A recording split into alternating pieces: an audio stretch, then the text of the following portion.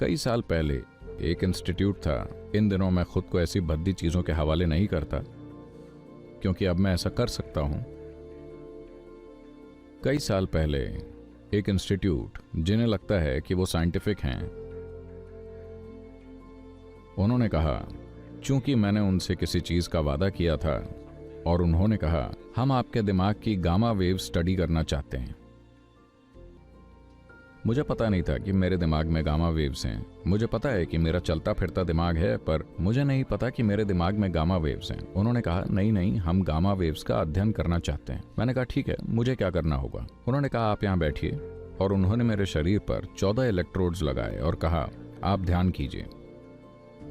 मैंने कहा, मुझे ध्यान करना नहीं आता। उन्होंने कहा, पर आप सबको ध्यान करना सिखाते हैं। मैंने कहा, मैं लोगों को ध्यान सिखाता हूं क्योंकि वो स्थिर नहीं बैठ सकते। मुझे उन्हें स्थिर बनाने के लिए कई तरीके सिखाने पड़ते हैं। अगर आप चाहते हैं कि मैं स्थिर होकर बैठूं तो मैं बिल्कुल स्थिर होकर बैठूंगा, अंदर भी और बाहर भी।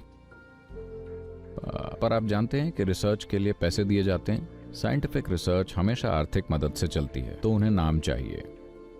उन्हें ध्यान कौन सा है और गामा तरंगें, जो भी बकवास।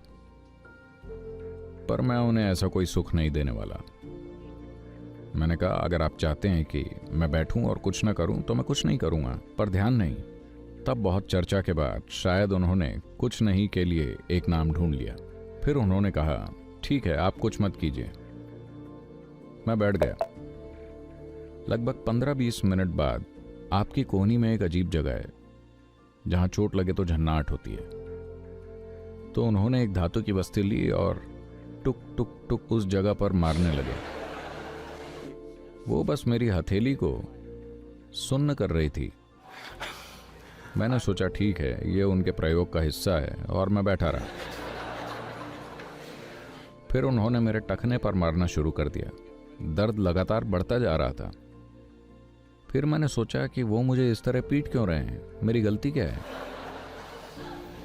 जब मैंने अपनी आंखें खोली तो वो सभी मुझे अजीब नजरों से देख रहे थे। मैंने कहा, क्यों, क्या मैंने कुछ गलत किया? उन्होंने कहा, हमारी मशीनों के अनुसार आप मर चुके हैं। ये तो आपने गजब निष्कर्ष निकाला है।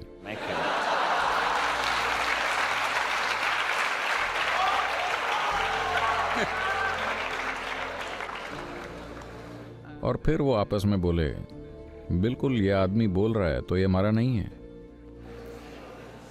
तो उन्होंने कहा, हो सकता है कि आपका दिमाग मर गया हो। मैंने कहा, मुझे आपकी ये दूसरी राय पसंद नहीं है। अगर आप मुझे मृत्यु प्रमाण पत्र देते हैं तो मुझे कोई दिक्कत नहीं है, लेकिन ब्रेन डेड मेरे लिए अच्छा नहीं है, क्योंकि ये मेरी गतिविधियों को प्रभावित करेगा। हाँ, मैं आपको ये क्यों बता रहा हूं? अगर आप अपने अंदर सब कुछ संभाल सकते हैं तो कोई समस्या नहीं है। यह सबसे अच्छा तरीका है। बस यही योग है। अगर आप how to handle this whole machine, all levels of this machine, your body, your thought, your emotion, your energy, इस पूरी मशीन को कैसे संभालना है, इस मशीन के सभी स्तरों को, आपके शरीर, आपके विचार, आपकी भावनाएं, आपकी ऊर्जा, हर चीज आपको पता है कि इन्हें अंदर से कैसे संभालना है, तो आपके लिए कोई रस्म नहीं है। मेरे पूरे जीवन में कभी मैंने प्रार्थना नहीं की, पर हर चीज के प्रति मेरे अंदर भक्ति है। अगर मैं एक पहाड़ देखता हूँ, या चट्टान, या एक पेड़, या गाय, या फिर आदमी, महिला या बच्चे, तो मैं प्रार्थनामय हूँ। पर मैं प्रार्थना नहीं करता। मैंने किसी भगवान से किसी चीज के लिए कभी प्रार्थना नहीं की। तो मैं किसी भी तरह से कोई रस्म नहीं कर रहा हूँ, क्योंकि अगर मैं अपनी आंखें बंद कर लेता हूँ तो मैं अपने जीवन के भीतरी और बाहरी दोनों चीजों से निपट सकता हूँ। मैं इसे ठीक करना चाहूँ तो मैं आंखें बंद कर लेता हूँ। अगर मैं उसे ठीक करना चाहूँ तो मैं अपनी आंखें बंद कर लेता हूँ। अगर आप पर्याप्त साधना करते हैं तो आप ऐसे बन सकते हैं।